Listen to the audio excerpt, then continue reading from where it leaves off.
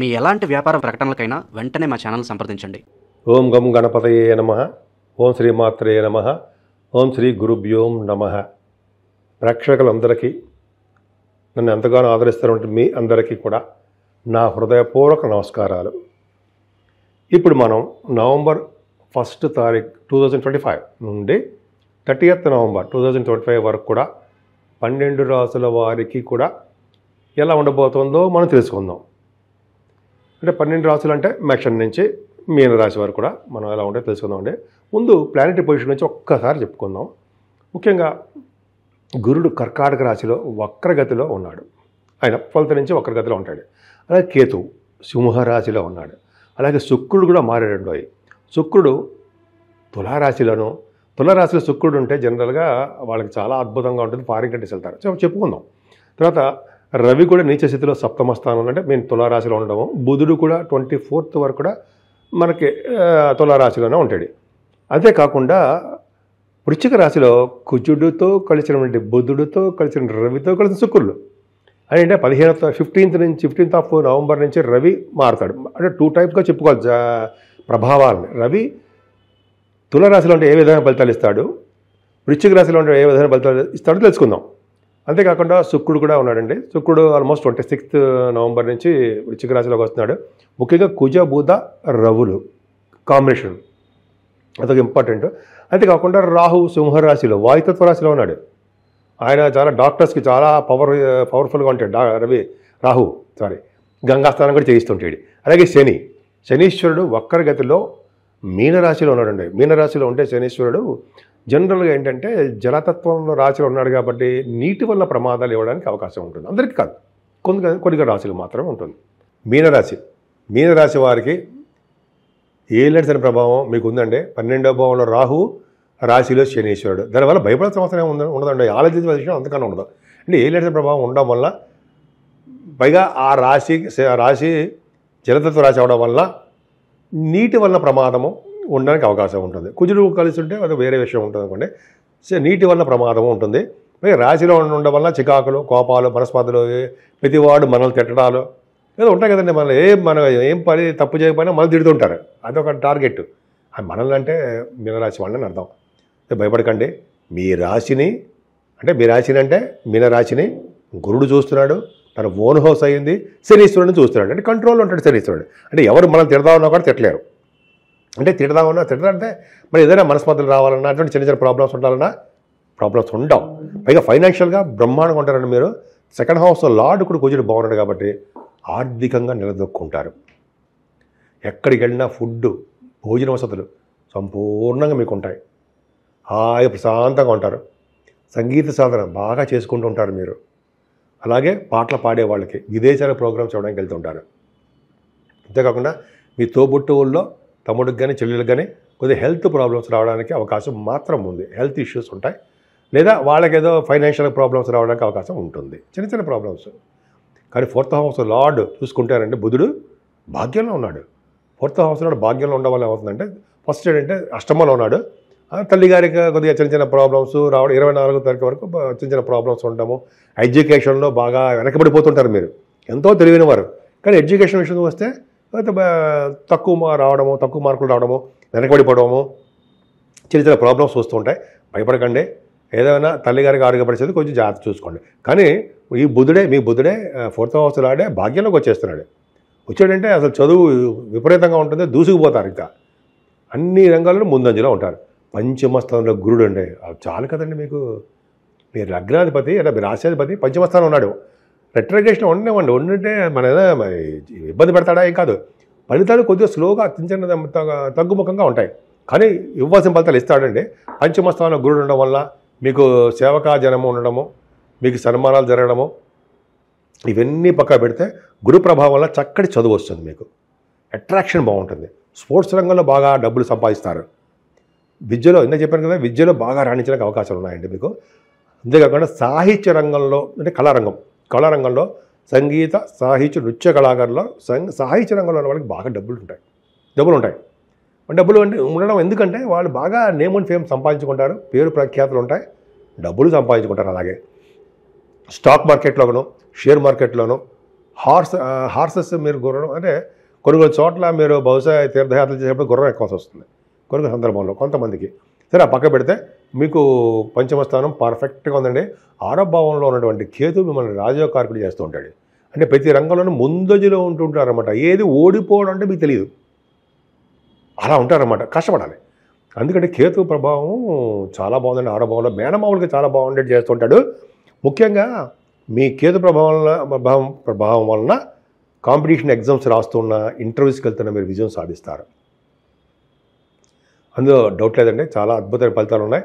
అంతేకాకుండా చక్కటి ఆరోగ్యవంతులుగాను, సంపూర్ణ ఆరోగ్యవంతులుగాను, సేవగా జనం కలిగి ఉండడము మీకు బాగా ఉంటుంది. శత్రుభయం లేకుండా చాలా హ్యాపీగా ఉండడానికి అవకాశం ఉంది. ఏమైనా సప్తమ స్థానాన్ని శని దృష్టి ఉంది కదా, సప్తమాధిపతి అష్టమంలో ఉండడం వల్ల భార్యాభర్తల విషయంలో చిన్న చిన్న ప్రాబ్లమ్స్ వస్తాయి అంటాం. అయితే పెళ్ళిళ్ళు అవ్వడం లేట్ అవుతూ ఉంటుంది అంటాం. సప్తమ స్థానాన్ని శని దృష్టి ఉండడం వల్ల భార్యాభర్తల విషయంలో చికాకులు, గొడవలు, అసలు అంటే ఏమీ పాయింట్ లేకపోయినా ఏదో గొడవ పడుతుంటారు. మిస్అండర్స్టాండింగ్స్, చిన్న చిన్న ప్రాబ్లమ్స్ పడుతుంటారు. అందరికి కాదండి, కొంతమందికి ఉంటారు అంతే. భయపడాల్సిన అవసరం లేదు. ఆలస్య వివాహం జరగడానికి అవకాశం ఉంది. ఏదైనా అష్టమాధిపతి అష్టమ స్థానంలో ఉంటాడు సార్ శుక్రుడు, మంచిదే కదండి. అసలు యాక్చువల్గా అష్టమ స్థానంలో శుక్రుడు మంచివాడా కాదు అంటాం కదా. కానీ 8th హౌస్ లార్డ్గా 8th హౌస్లో ఉండి బుధుడితో కలిశాడు. అంటే అర్థం ఏంటంటే మీకు సడన్ గెయిన్స్ ఉంటాయి.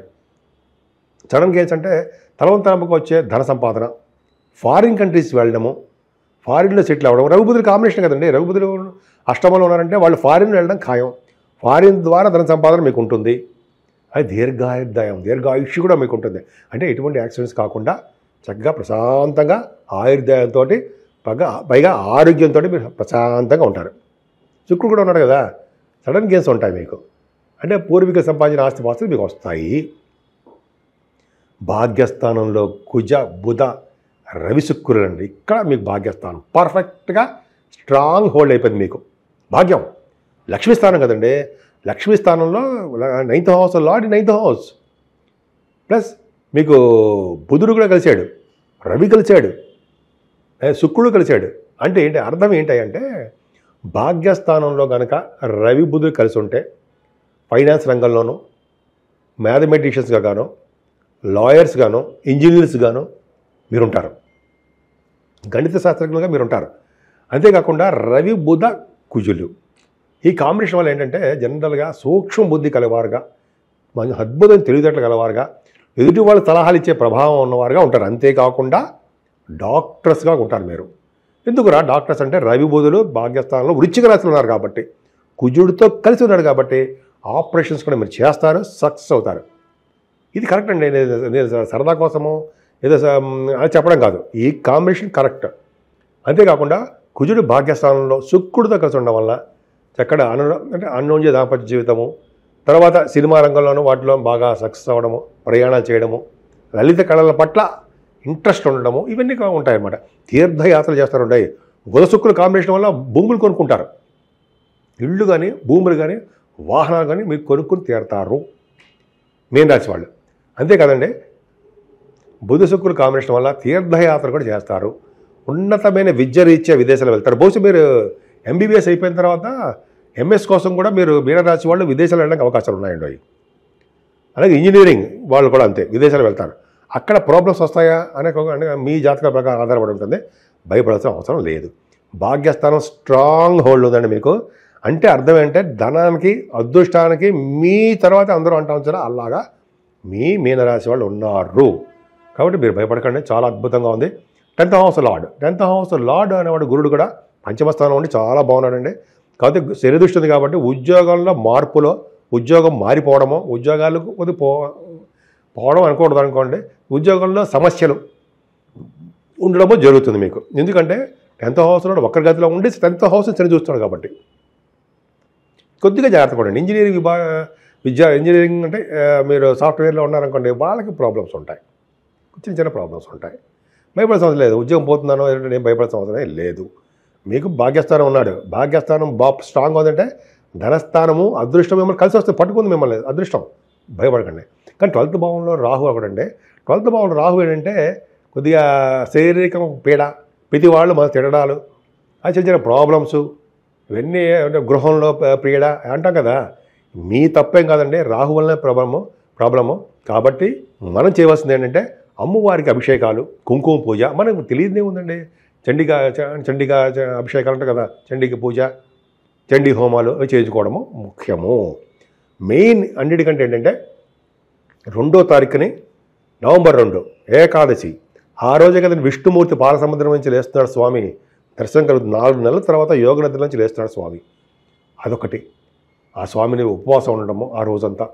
ఆ రోజు ఉప్పుడు పిండి తింటాం అనుకోండి, తినచ్చు. నేను ప్రతి సంవత్సరం కూడా ఈ రోజు కోసం వెయిట్ చేస్తుంటా, ఉపవాసం ఉండాలని. ప్రతి సంవత్సరం, కొన్ని సంవత్సరాల నుంచి ఉంటాను నేను. అంటే గ్రేట్ ఏం కాదనుకోండి. ద్వాదశి పూట, ఆదివారం ద్వాదశి, ఆ రోజు చేసే దానాలు, స్వయంపాక దానాలు, వేదశాస్త్ర పండితులకి, వేదాలు చదివే వాళ్ళకి దానాలు ఇవ్వడము. అంటే మిగతా వాళ్ళకి ఇవ్వద్దని కాదండి, పూజారికి ఎవరికైనా సరే మంచి వాళ్ళకి దానాలు ఇవ్వడము. ముఖ్యంగా అన్నదానం, హిరణ్యదానం, బంగారం, భూదానము, అలాగే మనకి తోచింది అవి ఇవ్వడము. చాలా అద్భుతమైన లోకాల్లో ఉంటారండి, మీకు తెలియదు కాదు. అలాగే కార్తీక పౌర్ణమి రోజు మాత్రము అభిషేకాలు అద్భుతం. ఆ రోజు చేసే దానాలు, మహాదానాలు, అమ్మ బాబోయ్, గోదానము, హిరణ్యదానం, మరి బంగారం, అలాగే వస్త్రదానాలు, భూదానాలు చేసుకునే ఫలితాలు మీకు తెలుసు కదా. పూర్ణి పుచ్చుకునేవాడు, ఇచ్చేవాడు కూడా కొన్ని వేల సంవత్సరాల పాటు విష్ణు లోకాలు ఉంటారండి. మీకు తెలియదే ఉందండి. అని మన శాస్త్రం వచ్చిన పురాణాలు కూడా చెప్తున్నాయి. పెద్ద పండితులు, మన గురువుగారు కూడా చెప్తుంటారు. సో ఈ విధంగా మనం చేసుకుందామండి. అంటే కార్తీక మాసాన్ని, ఆ మాసం మొత్తం కూడా మనం ఉపయోగించేసుకుందాం. పూజలు చేసుకోవడము, అభిషేకాలు చేసుకోవడము, శివుడికి శివదర్శనం చేసుకోవడం. మీరు కాశీ క్షేత్రం వెళ్తున్నారు కదా, కాశీ వెళ్తున్నారు, గంగాస్నానం చేస్తున్నారు. అంతకంటే ఏం కావాలి అదృష్టం, భాగ్యస్థానం బాగుండడం వల్ల. ఈ విధంగా మీనరాశి చాలా బాగుంది. సో మీరు ఈ ప్రభావాన్ని, అంటే ఈ మన కార్తీక మాస ప్రభావాన్ని మీరు ఉపయోగించుకోండి. అన్ని రంగాల్లోనూ మీరు ముందంజలో ఉంటారని నేను మనస్ఫూర్తిగా కోరుకుంటున్నాను.